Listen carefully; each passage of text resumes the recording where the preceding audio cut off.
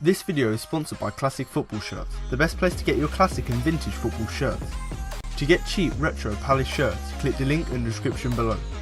And for an extra 10% off, use the code CFSPJ10 at checkout.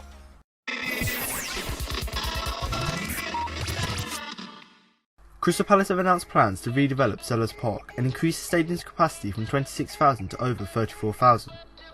Chairman Steve Parish confirmed the redevelopment of the 93-year-old stadium could cost between £75 to £100 million, and the club intend to submit a planning application to Croydon Council in January, in the hope they can begin work in the next 12 months. Plans include a new 5-storey stand featuring an all-glass front with an eagle's crest, which will see the capacity increase in the stand from around 5,400 to 13,500, with more than 10,700 of those being general admission seats. The redesign will also see an increased pitch size to comply with UEFA regulations, improved infrastructure for supporters with disabilities, and upgraded hospitality and entertainment facilities, including a new tunnel club. The project, which is estimated to take up to 3 years to complete, is being designed by architects CREST, the firm behind the redevelopment of sporting venues such as Anfield, Twickenham and Wimbledon. Chairman Steve Parish said, "We need a new stadium that reflects who we are, how far we have come and where we want to go. A stadium that South London can be proud of, a home worthy of our incredible support and unique atmosphere, and this great Premier League we represent. We have worked long and hard and looked at several options over the years, including returning to the original site of Crystal Palace, which wasn't viable. While we can't go back to it, we can build a new one, and today I'm proud, in conjunction with our partners KSS, to introduce a new Selhurst Park with a new Crystal Palace for a new era. We are creating a new home worthy of our club, our supporters and our community, and a celebration of our 112 years in South London.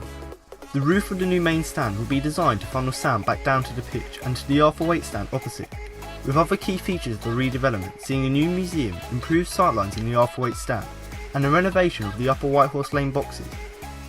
Our brief was to create an impressive sense of arrival and an experience that fans can be proud of, retaining a special atmosphere at one of the best grounds in the country," said the Director of Architects KSS Nick Marshall. "It's already one of the best places to watch football and we certainly don't want to ruin that. It has to be driven by the fan experience. There's going to be a great relationship between the new stand and the Arthur-Waite stand, which is going to work fantastically. It's a very exciting project and we are privileged to be working on it with Crystal Palace." Roy Hodgson, who was present at the unveiling of the club's plans, has said that the redevelopment of the stadium will have an impact that will last for years and years, in comparison with player arrivals. Hodgson told Sky Sports News, "I've been in football for a long time and I realise that sometimes the money you spend on football players doesn't always give you the value for money that you would like. Whereas if you spend money on your training ground, improving facilities at your stadium, in particular if you create a new one, then that's going to last for years and years. Fortunes are always going to fluctuate, and unfortunately we all know or should know that spending a lot of money in the transfer window is not always going to change your fortunes. It may be that you are more deep-seated than that. A couple of new players who come in for an awful lot of money might not change a thing at all." Now for the official launch video from eagles.cpc.co.uk.